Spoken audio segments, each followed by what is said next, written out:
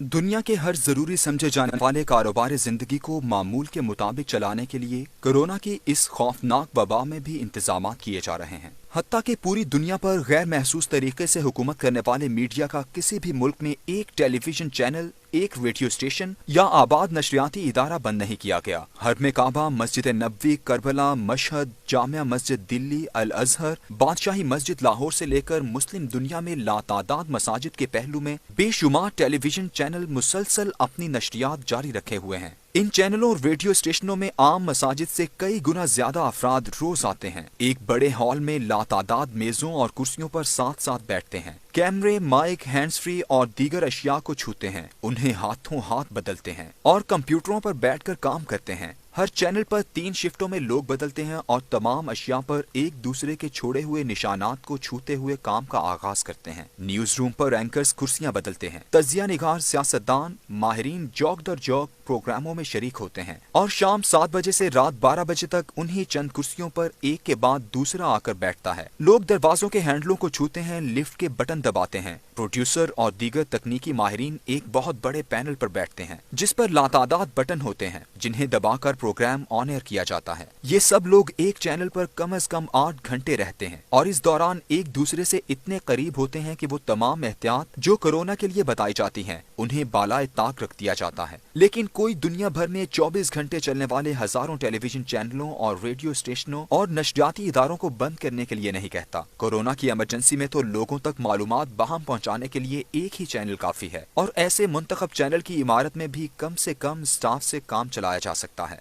इसके मुकाबले में दुनिया भर की मसाजिद में लोग 24 घंटे में ज्यादा से ज्यादा सिर्फ 1 घंटे से भी कम अरसे के लिए आते हैं। हर नमाज के दरमियान कम से कम 1.5 घंटे और ज्यादा से ज्यादा 9 घंटे का वक्फा होता है। इसके दौरान पूरी मस्जिद को उन तमाम उसूलों के मुताबिक 5 वक्त साफ किया जा सकता है। दहशतगर्दी से बचने के लिए अगर हर मस्जिद के बाहर सिपाही खड़े किए जा सकते हैं तो यहाँ पर भी हर नमाजी पर मुनासिब स्प्रे किया जा सकता है। उसे मास्क और दस्ताने पहनाए जा सकते हैं। नमाजियों के दरमियान मुनासिब फासिला रखा जा सकता है। हर मस्जिद में इस काम के लिए लोग मौजूद होते हैं और लोग रज़ाकाराना तौर पर भी ये काम कर सकते हैं। जहाँ तक वसाइल का ताल्लुक है, पाकिस्तान के गरीब तरीन गाँव की मस्जिद भी उनके घरों से बेहतर हालत में होती है और नमाज पढ़ने वाले इस एहतमाम का खर्च बखुशी उठा सकते हैं। क्योंकि कम से कम पाकिस्तान की हद तक मैं जानता हूँ कि शायद ही कोई मीडिया हाउस ऐसा हो जहाँ दरवाजे, कंप्यूटरों, पैनलों, कैमरों, यहाँ तक कि मेकअप के सामान को एक हाथ से दूसरे हाथ बदलते हुए स्प्रे होता हो। हैरत की बात है कि इस उम्मत का ईमानो इकान और जज्बा इकामत सलात पहले ही हमले में धड़ाम से गिर गया, इसलिए कि शायद बाजमात नमाज हमारी अव्वलीन तरजीह में ही नहीं थी। कहा गया कि इंसान की जान बचाना सबसे अहम फरीजा है, तो फिर इन लातादाद इदारों, फैक्ट्रियों, अदालतों और खुसूसन मीडिया में किसी की जान तो वाकई खतरे में नहीं है, लेकिन मीडिया को तो जिंदा रखना है। अमरीकी शहर हवाई के साहिलों से लेकर फीजी के जजीरे और साइबेरिया के बर्फानी मैदानों से केप टाउन तक हर जगह इसी मीडिया के जरिए ही तो ज़हनों पर हुकूमत की जाती है। सच को झूठ और झूठ को सच का लिवादा पहनाया जाता है। खौफ बेचा जाता है और ईमान खरीदा जाता है। मसाजिद में आम नमाजी को आने से रोकने का और नमाजों को मसाजिद के खादिमीन की हद तक महदूद करने का इस उम्मत ने फैसला ही कर लिया है और ये फैसला ऐसे ही होना था। मुखबिर सादिक सल्लल्लाहु अलैहि वसल्लम ने कुर्बे क़यामत में वाक़यात की जो तरतीब बताई है, सब कुछ ऐन उसी तरह से होता चला आ रहा है। हजरत अबू उमामा बाहली रज़ी अल्लाह तआला अन्हु से रिवायत है कि हुजूर नबी अकरम सल्लल्लाहु अलैहि वसल्लम ने फरमाया,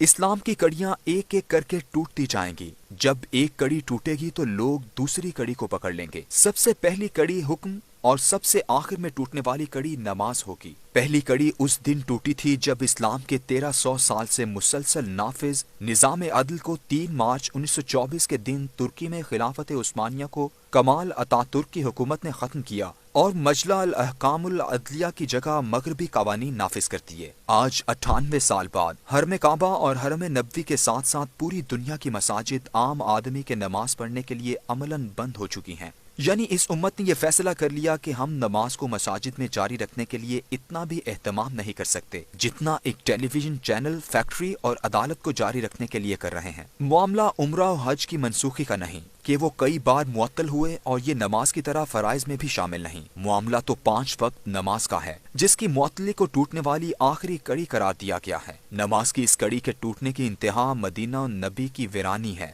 رسول اکرم صلی اللہ علیہ وآلہ وسلم نے فرمایا، تم مدینہ کو بہت اچھی حالت میں چھوڑ جاؤ گے، وہاں صرف پرندے اور درندے رہ جائیں گے۔ آخر میں قبیلہ مزینہ کے 2 چرواہے مدینہ طیبہ آئیں گے جو اپنی بکریوں کو آواز دیں گے۔ وہ مدینہ کو وحشی جانوروں سے گھرا ہوا پائیں گے۔ مدینہ کی اس ویرانی کا آغاز بیت المقدس یعنی یروشلم کی آبادی سے جوڑا گیا ہے۔ رسول اکرم صلی اللہ علیہ وآلہ وسلم نے واقعات کی ایک ترتیب بتائی ہے۔ حضرت معاذ بن جبل رضی اللہ تعالیٰ عنہ سے روایت ہے کہ رسول اکرم صلی اللہ علیہ وآلہ وسلم نے فرمایا، بیت المقدس کی آبادی اور مدینہ طیبہ کی ویرانی، بڑی جنگ کا ظہور، قسطنطنیہ کی فتح، دجال کا نکلنا۔ رسول اکرم صلی اللہ علیہ وآلہ وسلم نے ایک اور طرح بھی واقعات کی ترتیب بتائی اور ان میں 2 مزید سانحات کا اشارہ دیا ہے۔ فرمایا، قیامت کی 6 نشانیاں شمار کر لو، میری موت، پھر بیت المقدس کی فتح، پھر ایک وبا جو تم میں شدت سے پھیلے گی، جیسے بکریوں میں طاعون پھیلتا ہے تو وہ مرنے لگتی ہیں، پھر مال کی کثرت اس درجہ ہوگی کہ ایک شخص 100 دینار بھی اگر کسی کو دے گا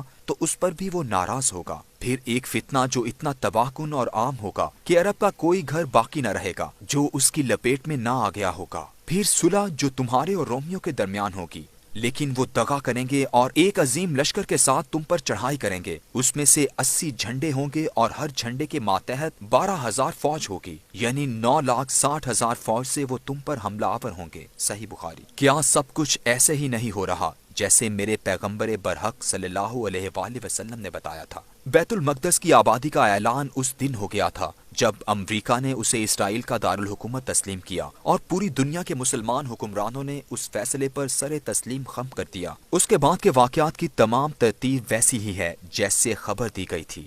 ہم اس بڑی جنگ کے دہانے پر کھڑے ہیں جس کی تیاری بیت المقدس کو آباد کرنے والے اہل روم اور یہودی کئی 100 سالوں سے کرتے چلے آ رہے ہیں، لیکن ہمارا حال یہ ہے کہ بے بسی کا وہ عالم جس میں دعا ہی مومن کا ہتھیار ہوتا ہے، ہم اللہ کی طرف پلٹنے والے دروازے خود بند کر رہے ہیں۔